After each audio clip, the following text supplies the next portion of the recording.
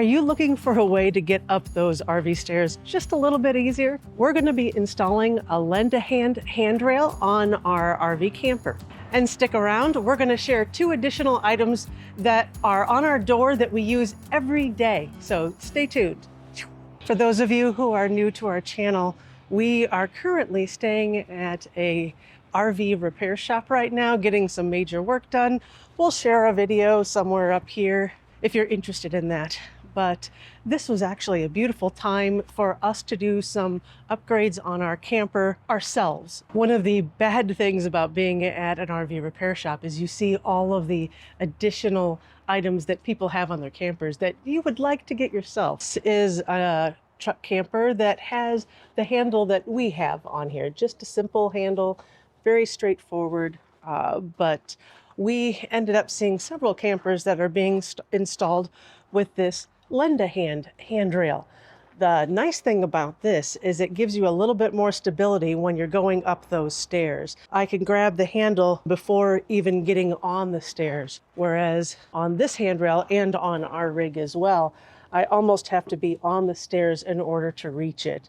And while this may not look that big of a deal because we're on the ground here, when we get this camper on the truck, that first step can be, in certain situations, pretty high. So having that handrail there to grab and stabilize you as you're getting up in the camper is a big deal.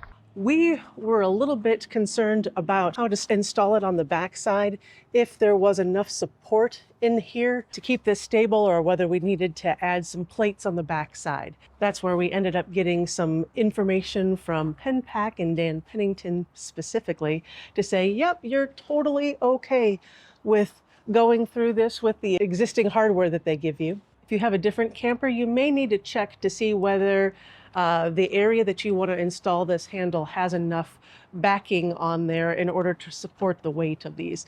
Obviously, you're going to be hanging on these things as you're coming in, pulling yourself up, so you need to make sure that that is properly secured.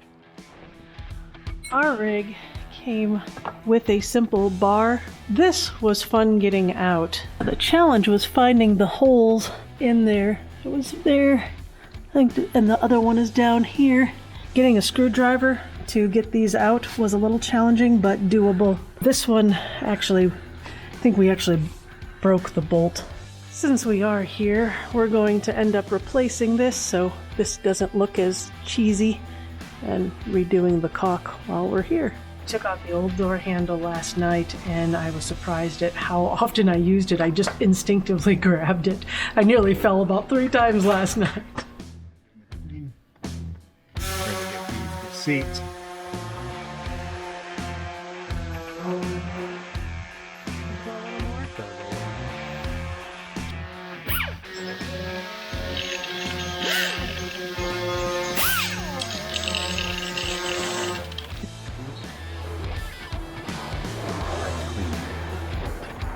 Fits right in there. Fits Oh, flush. look at that. Beautiful. So sit like this.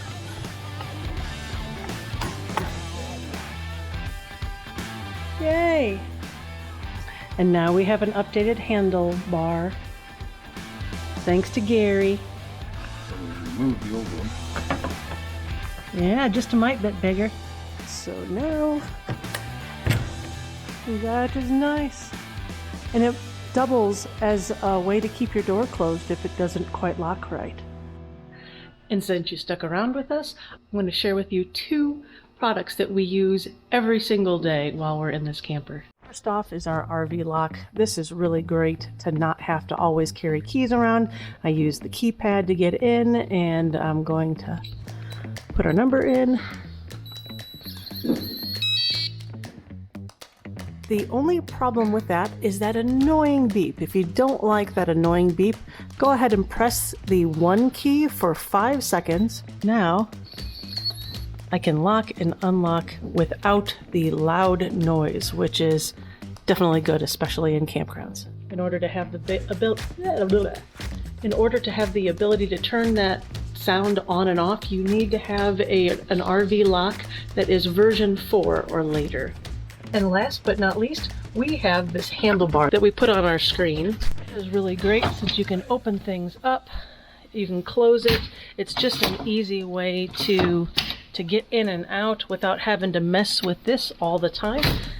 Well, I hope some of this information helps. Links to these products are in the description below, and we will see you on our next journey. Thanks.